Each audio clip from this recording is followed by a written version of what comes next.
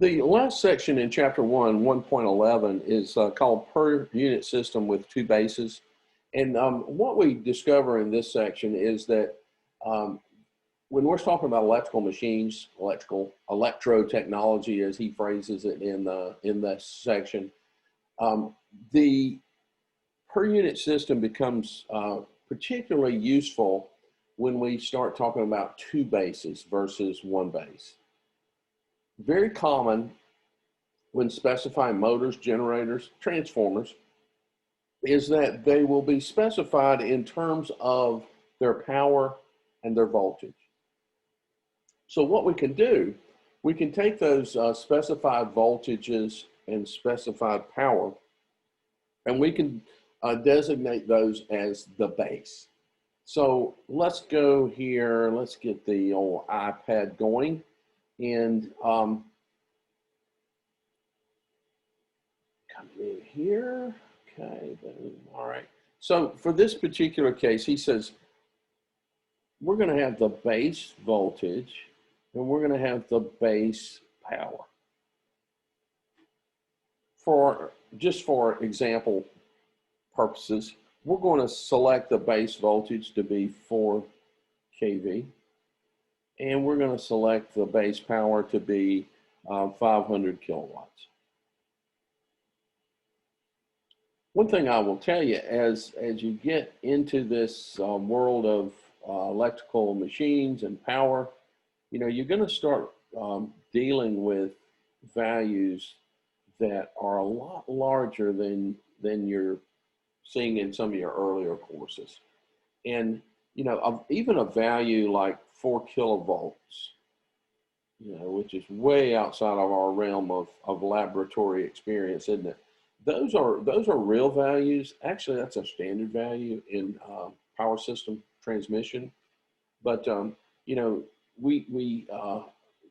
start seeing that more and more as we go through this. But anyway, so this specified base power and specified base voltage can allow us to determine the base current, because we have a law or a relationship that we learned earlier about power that says power is equal to current times voltage.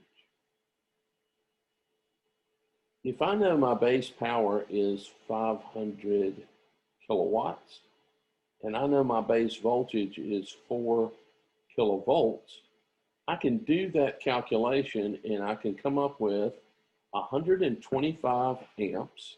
And because this was a base and this was a base, what we have determined is the base current using the other two bases.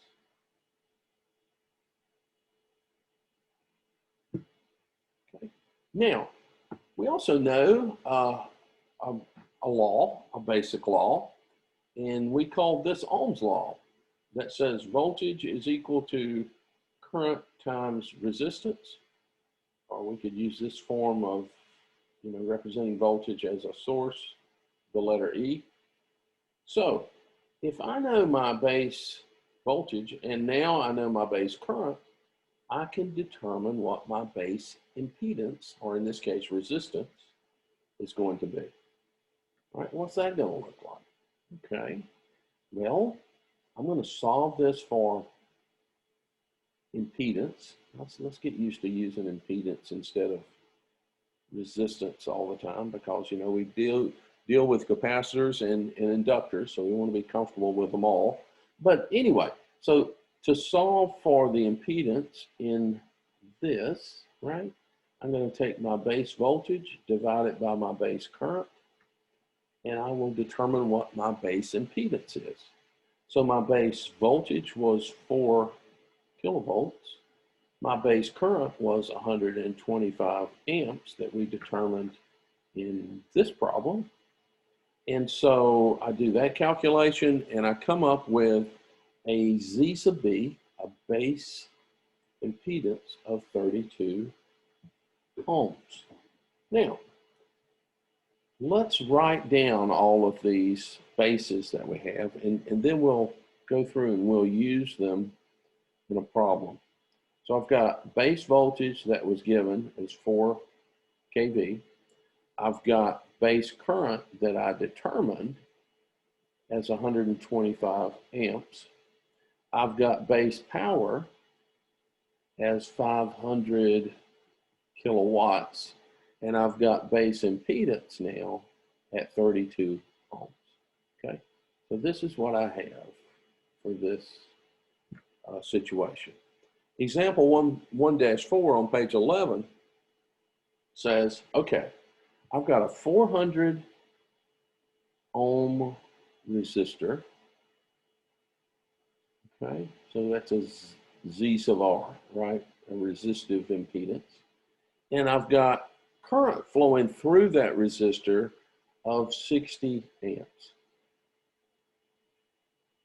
He says, using our base values that we have here, determine the per unit resistance, per unit current, per unit voltage, the per unit power, and the actual voltage and power of the resistor.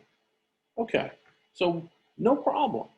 We can determine the per unit value of this. If we know our base value is 32, so I've got 400 ohms. I've got 32 ohms is my base right here. If I do that calculation, 400 divided by 32, I get 12 and a half, and I messed up because there are no units. They cancel out. It's just a number, right? They're gone once I do that calculation across there. So 12 and a half is the per unit value of this 400 ohm resistor. In other words, it's 12 and a half times what the base is. I can determine the per unit current.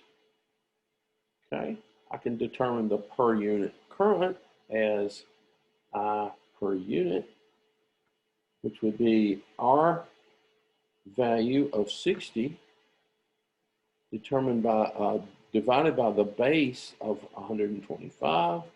So it's going to be a little less than half. Comes out to be 0.48. That's the per unit value of this. The per unit voltage is related to the Ohm's law of current times impedance, or current times resistance in this particular case. Okay, and so here, if I have a per unit value of 0.48, right, and I have an impedance value of 12.5, then those per unit values allow me to determine what the per unit voltage is, and it comes out to be 6. Okay, I'm going to put, instead of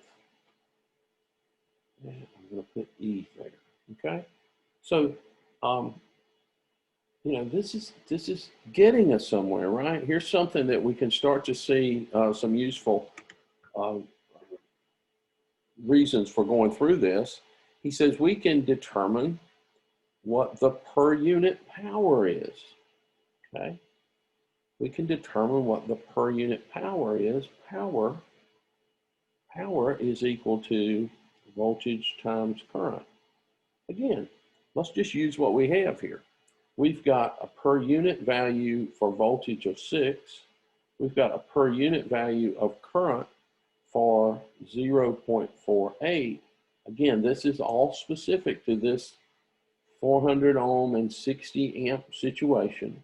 And the per unit power associated with that would be 2.88.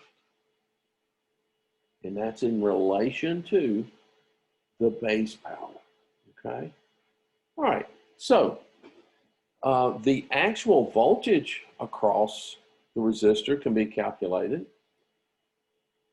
The voltage actual would be the base voltage of 4 kilovolts as given, and the per unit value that we calculated here for this particular situation is 6. So to know what that would be, it's just 6 times the base, or 24 kilovolts. You know, and again, I don't mean to overcomplicate this, but if I have a per unit value of 6, that just means it's 6 times more than the base. And that actual value plugged in here, 6 times 4 kV is 24 kilovolts. The actual power dissipated by this resistor, the actual power dissipated by the resistor will be the base power times the per unit power, and 500 kilowatts times 2.88, which is our base power for this particular application, and it comes out to be 1,440 kilowatts. Again, it's simply this number, 2.88, the per unit value times the base, and that's where we come up with this answer. All right, now it may not be entirely obvious at this point of the usefulness of this, but we're going to see, as we plow through this material in electrical machines course, these types of applications make simplified versions of some of these problems that that we'll be dealing with in here. All right, but at this point, just get comfortable with this idea of per units, and we'll be working through that through several applications. And we'll get a lot of practice here at the end of this chapter. I'm going to give you some things to work on, some examples. And I think what I'll do, I'll stop this video now because it is getting a little bit long, and I'll create one more and we'll work through example 1-5 that's on page 12.